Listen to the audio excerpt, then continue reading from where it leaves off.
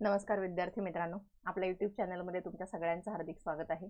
आपण जी ही कंबाईनचे प्रश्नपत्रिका ज्या आहेत तर त्यांची आपण PYQ एनालिसिसची जी सीरीज सुरू केलेली आहे तर त्याच्यात आज आपण सामान्य विज्ञानाचे प्रश्न जे आहेत ते पाहणार आहोत। आणि ही जी काही सगळी सीरीज आपण घेत आहोत तर ती त्यासाठी आपली कंबाईन PYQ एनालिसिसची 18 प्रश्नपत्रिकांची बॅच आहे आपल्या ॲपवरती आणि त्याच्यातली ही जी काही एनालिसिसची सीरीज आहे तर ती आपण सुरू केलेली आहे। सो याच्या आधी आपण 2-3 लेक्चर्स घेतलेले आहेत। जर ते लेक्चर पाहिलेले नसतील तुम्ही तर ते पाहून घ्यायचे आहेत। आणि प्रत्येक प्रश्नाचे एनालिसिस करताना कुठल्या ऑप्शन पर्यंत किती ऑप्शनचं तुम्हाला एनालिसिस करायला पाहिजे, आतापर्यंत आयोगाने त्याच्या संदर्भात प्रश्न विचारले होते का, जर विचारलेले होते तर मला का प्रश्न तो सुटला नाही, या सगळ्या गोष्टी तुमच्या एनालिसिस मध्ये झाल्या पाहिजेत। ओके, सो आज आपण कंबाईन 2019चा सामान्य विज्ञान म्हणजे बायोलॉजीचा जो प्रश्न आहे तर तो बायोलॉजीचा भाग घेणार आहोत। पहिला प्रश्न बघा, आणि हा पेपर जो आहे हा पेपर आहे कंबाईन 2019 आणि याच्यासाठी आयोगाने आपण एक पुढचं लेक्चर याच्यासाठी घेणार आहोत की आतापर्यंत आयोगाने जे काही 15 प्रश्न सायन्सचे आपल्याला विचारलेले आहेत तर त्या सायन्सच्या 15 प्रश्नांपैकी एकच मिनिट आपण फक्त PDF सेव्ह करून घेऊ। तर हे जे आयोगाने 15 प्रश्न विचारलेले आहेत या 15 प्रश्नांपैकी किती प्रश्न तुम्हाला स्टेट बोर्ड वाचून सुटणार आहेत, किती प्रश्न आहेत जे तुम्हाला सुटणार नाहीत, आणि मग जे प्रश्न सुटणार नाहीत त्यासाठी मग आपल्याला काय करावं लागेल, तो यासाठी नेक्स्ट लेक्चर असेल ते नक्की पहा। पहिला प्रश्न आपण घेऊया इथे जो की बायोलॉजीचा आहे। बघा, प्रश्न क्रमांक 77 प्लेटिहेल्मिन्थस आहे आणि प्लेटिहेल्मिन्थसचं सर्वोत्तम वर्णन काय असेल असा आयोगाने प्रश्न विचारलेला आहे की प्लेटिहेल्मिन्थस जो आहे या प्लेटिहेल्मिन्थसला खालीलपैकी कसं त्याचं आपल्याला वर्गीकरण करता येईल। ठीक आहे, आता पहिल्यांदा इथे बघा फ्लॅटवर्म फ्लॅटवर्म फ्लॅटवर्म फ्लॅटवर्म म्हणजे तो फ्लॅट वर्मच आहे। मग फ्लॅटवर्म आणि दुसरा कुठला वर्म असतो तर राऊंड वर्म असतो। राऊंड वर्मला आपण काय म्हणतो, ॲस्कोहेलिमेंथस म्हणतो, बरोबर। सो हा जो फ्लॅटवर्म आहे, फ्लॅटवर्म फ्लॅटवर्म फ्लॅटवर्म, त्यानंतर ट्रिप्लोब्लास्टिक, डिप्लो, ट्रिप्लो आणि ट्रिप्लो। ठीक आहे, आता जर इथे ट्रिप्लो दिलाय, इथे डिप्लो दिलाय, इथे ट्रिप्लो दिलाय, इथे ट्रिप्लो म्हणजे ट्रिप्लोब्लास्टिक असायला पाहिजे। आता पुढे असिलोमेट, असिलोमेट, सिलोमेट आणि सुडोसिलोमेट, तर हे याच्यातलं नक्की त्याचं कशा गटामध्ये प्लेटिहेल्मिन्थस बसतो यासाठी आपल्याला बघायचं आहे हे ॲनिमल क्लासिफिकेशन। आता हे जे ॲनिमल क्लासिफिकेशन हे जे चित्र तुम्हाला दिसतंय तर ते आहे 11वी NCERT त्या पुस्तकातलं बायोलॉजीचं पुस्तक। आता याच्यामध्ये आणखीन एक की आपण या 11वी आणि 12वीचं जे NCERTचं पुस्तक आहे त्याच्यातले आयोगाने आतापर्यंत विचारलेले जेवढे काही महत्त्वाचे घटक आहेत तर ते आपण आपल्या सायन्स 13 डेज बॅच मध्ये कव्हर करत आहोत, ज्याचे बरेच लेक्चर झालेले आहेत, फक्त 2-3 लेक्चर बाकी आहेत। आणि बऱ्याच विद्यार्थ्यांना ही भीती असते की हे जे NCERTची पुस्तकं आहेत किंवा ही जी 11वी 12वीची पुस्तकं आहेत, आम्ही आर्ट्स मधून शिकलेलो आहोत आणि आम्हाला ते इंग्रजी काहीच कळत नाही, तर आपण त्याचा अभ्यास कसा करावा किंवा आपल्याला त्याच्यातून कसे मार्क्स मिळवता येतील, तर ते आपण सगळं अगदी मराठीमध्ये एक्सप्लेन केलेलं आहे। पुस्तकातून ॲज इट इज आपण सगळे चॅप्टर्स घेतलेले आहेत। जे प्रश्न आतापर्यंत आयोगाने विचारलेत ते सगळे प्रश्न तुम्हाला तिथे दिसतील। जे प्रश्न आयोगाने आतापर्यंत विचारलेले नाहीत, जे विचारू शकतं ते सगळे घटक, ते सगळे फॅक्ट आपण त्याच्यामध्ये कव्हर केलेले आहेत। त्याच्याबद्दलची माहिती तुम्हाला डिस्क्रिप्शन मध्ये आहेच। आपण पुढे जाऊया। इथे बघा, ज्यावेळेस प्राण्याचं वर्गीकरण केलं जातं, प्राण्याचं वर्गीकरण कुठकुठल्या घटकांच्या आधारे केलं जातं, तर सगळ्यात पहिलं आहे त्याचं लेवल ऑफ ऑर्गनायझेशन काय आहे, म्हणजे त्याची जी बॉडी आहे त्याची बॉडी आयोगाने त्याची जी बॉडी आहे, त्या प्राण्याची जी बॉडी आहे तर ती सेल लेवलला आहे, टिश्यू लेवलला आहे का ऑर्गन लेवलला आहे। जसं की आपण आहोत मानव, तर आपली बॉडी जी आहे तर ती काय आहे, ऑर्गन लेवलला आहे। त्यानंतर जर आपण अमिबा घेतला तर अमिबा काय आहे, सेल लेवलला आहे, म्हणजे एक पेशीय प्राणी आहे तो। त्यानंतर आणखीन काही हायड्रासारखे प्राणी घेतले, त्यापेक्षा थोडे मोठे प्राणी घेतले तर ते टिश्यू ऑर्गन मध्ये येतात किंवा टिश्यू लेवल ऑफ ऑर्गनायझेशन मध्ये येतात ते। सो अशा पद्धतीने हा जो प्लॅटिहेल्मिन्थस जो आपल्याला प्रश्न विचारलेला आहे, हा प्लॅटिहेल्मिन्थस कुठे येतो बघा, तर तो आहे सगळ्यात पहिल्यांदा म्हणजे टिश्यू आणि ऑर्गन सिस्टीम मध्ये येतो प्लॅटिहेल्मिन्थस।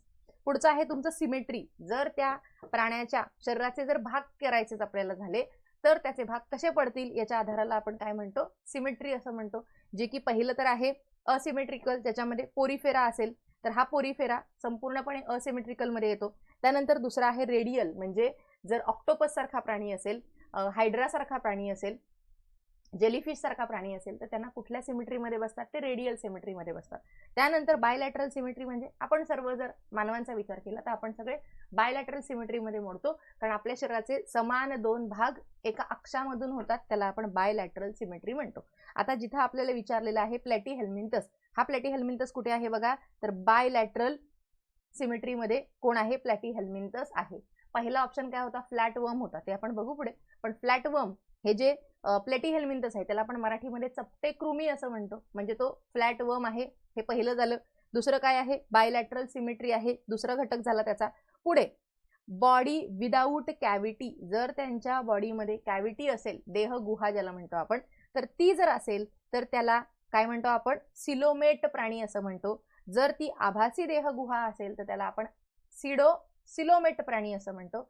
आणि जर त्यांच्या शरीरामध्ये ती कॅव्हिटी अब्सेंट असेल किंवा कॅव्हिटी नसेल, देहगुहा नसेल, तर त्याला आपण असिलोमेट असं म्हणतो. आणि हा जो प्लॅटीहेल्मिंथस आहे, हा प्लॅटीहेल्मिंथस बघा कोणत्या गटामध्ये येतो, तर तो येतो असिलोमेट या गटामध्ये, कारण त्याच्या शरीराला देहगुहा नाही. ओके, आणि तो पुढे काय आहे, प्लॅटीहेल्मिंथस. आता त्याला असं इथून मागे जा, platyhelminthes, acoelomate, bilateral, tissue organ system, आणि तो प्राण्यांमध्ये येतो, म्हणजे प्राणी या गटामध्ये तो मोडतो. इथपर्यंत क्लिअर झालं तुम्हाला. आता जाऊया पुन्हा प्रश्नाकडे. बघा, फ्लॅटवर्म होता, ट्रिप्लोब्लास्टिक, डिप्लोब्लास्टिक, तर तो कोण होता, ट्रिप्लोब्लास्टिक होता तो. आता ट्रिप्लोब्लास्टिक आहे का डिप्लोब्लास्टिक आहे, तर ह्याच्यासाठी आपण जाऊया पुढच्या गटामध्ये, ज्याला आपण म्हणतो डिप्लोब्लास्टिक आणि ट्रिप्लोब्लास्टिक. ज्यांच्या शरीराचं ज्याचा एम्ब्रिओ जो आहे, animals in which the cells are arrange in 2 embryonic layers and external ectoderm आणि आतली एंडोडर्म, तुम्हाला दिसतंय का, हा, तर ही जी एक्टोडर्म आणि एंडोडर्म अशा दोन ज्यांच्या शरीरावरती लेयर आहेत त्याला डिप्लोब्लास्टिक असं म्हटलं जातं. आणि या एक्टोडर्म आणि एंडोडर्मच्या मध्ये जर तिसरी लेयर प्रेझेंट असेल तर त्याला मिझोडर्म असं म्हटलं जातं. मग कुठले कुठले प्राणी तुमचे एक्टोडर्म, एंडोडर्म आणि मिझोडर्म असलेले आहेत त्या सगळ्यांना आपण ट्रिप्लोब्लास्टिक असं म्हणतो. मग ट्रिप्लोब्लास्टिक मध्ये कोण कोण येतं, तर इथं बघा, ट्रिप्लोब्लास्टिक ॲनिमल्स कुठून कुठे येतात, तर प्लॅटीहेल्मिंथस पासून सगळे पुढचे जेवढे कॉर्डेट्स आहेत ते सगळे कॉर्डेट्स काय आहेत, ट्रिप्लोब्लास्टिक आहेत. चला, म्हणजे प्लॅटीहेल्मिंथस पकडला आणि त्याच्यापासून पुढचे. आता इथे बघा तुम्ही, इथं आपण त्यांचं एकदा जे वर्गीकरण इथं दिलेलं नाही ते वर्गीकरण इथं करून घेऊ. पोरीफेरा झाला, सिलेंट्राटा झाला, कुठला टेनोफेरा झाला, ज्याला आपण निडारिया असं म्हणतो, सॉरी निडारिया आपण कोणाला म्हणतो, सिलेंट्राटाला म्हणतो. सो पोरीफेरा झाला, सिलेंट्राटा झाला किंवा निडारिया झाला, आणि तिसरा झाला टेनोफेरा. हे 3 आहेत तुमचे डिप्लोब्लास्टिक. हे 3 कोण आहेत, डिप्लोब्लास्टिक आहेत.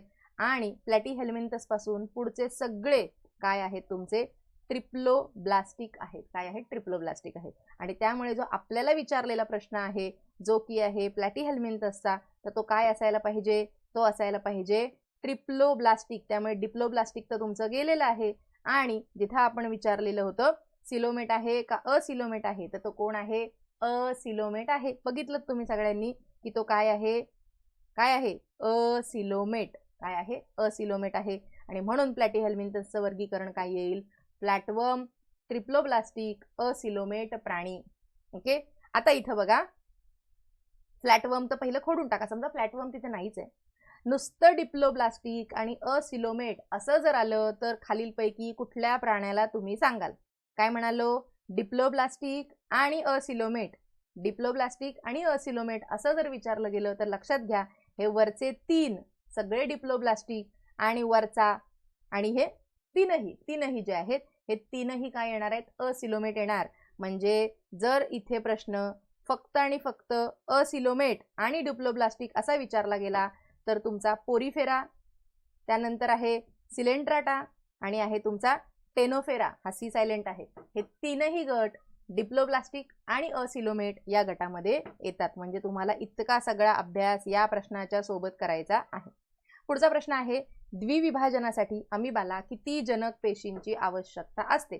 तर अमिबा सेक्शुअली रिप्रोडक्शन मध्ये भाग घेतो का किंवा सेक्शुअल रिप्रोडक्शन आहे का, त्याच्यामध्ये नाही. अलैंगिक विभाजनातून अमिबा जो आहे काय करत असतो, मल्टिप्लाय होत असतो. त्याची बाळं जी आहेत त्याची बाळं जन्माला येत असतात. सो त्यामुळे हा जो अमिबा आहे हा अमिबा कुठल्या पद्धतीने अलैंगिक प्रजनन करतो, तर तो सगळ्यात सोपं म्हणजे त्याचं द्विविभाजन, ज्याला आपण बायनरी फिशन म्हणतो, त्या पद्धतीने अमिबा जो आहे हा काय करत असतो, स्वतःचं विभाजन करत असतो. आणि त्यासाठी फक्त एकच जनक अमिबा, हा इथे एकच दिसतोय ना, सो त्यासाठी फक्त एकच जनक अमिबा जो आहे, या एकाच जनक पेशीची आवश्यकता असते. ऑप्शन क्रमांक 3. पुढचा प्रश्न आहे, कुप्परच्या पेशी यामध्ये आढळतात. आता जर आपण फक्त 8वी ते 10वीचा जर अभ्यास केलेला असेल तर हा प्रश्न काही आपल्याला सुटणार नाही. मात्र हे जे पुस्तक आहे हे आहे 11वी NCERTचं पुस्तक आहे. हे 11वी स्टेट बोर्ड आहे, मात्र 11वी NCERT आणि स्टेट बोर्ड दोन्ही सारखेच आहेत पुस्तकं. सो याच्यामध्ये जो आयोगाने विचारलेला प्रश्न आहे त्याचं उत्तर तुम्हाला इथे सापडेल. इथं बघा,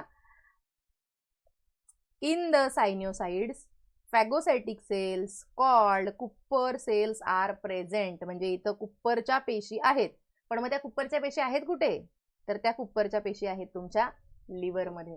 प्रश्न कुठून आलेला आहे, 11वी NCERT म्हणा किंवा मग 11वी स्टेट बोर्ड म्हणा, दोन्ही मधून हा प्रश्न दिलेला आहे. त्यामुळे कुप्परच्या पेशी यामध्ये आढळतात. कुठे आढळतात, तर लिव्हरमध्ये म्हणजे यकृतामध्ये कुप्परच्या पेशी आढळतात. त्यासोबतच आपण मागे एक लेक्चर घेतलं होतं, त्याच्यामध्ये आपण सांगितलेलं होतं की लिव्हरला एक कवरिंग असतं, तर त्या कवरिंगचं नाव जे आहे तर ते तुम्हाला मला सांगायचं आहे. ओके, जे की 11वी NCERT मध्ये दिलेलं आहे, आपण मागे एका लेक्चरमध्ये ते घेतलेलं होतं. सो अशा पद्धतीने हे आजचे 3 प्रश्न आपण घेतलेले आहेत. त्यासोबतच हे जे प्रश्न आहेत तर हे प्रश्न आपण ही जी आपली PYQ अनालिसिसची बॅच आहे त्याच्यामधून संपूर्ण कव्हर केलेले आहेत. त्यासोबतच आपली कंबाईन प्रश्नपत्रिका सोबतच राज्यसेवा पूर्व परीक्षेसाठी राज्यसेवा प्रश्नपत्रिका अनालिसिस बॅच सुद्धा आपल्या ॲपवरती उपलब्ध आहे. दोघांची माहिती डिस्क्रिप्शन मध्ये दिलेली आहे. ठीक आहे, थांबूया आपण इथे.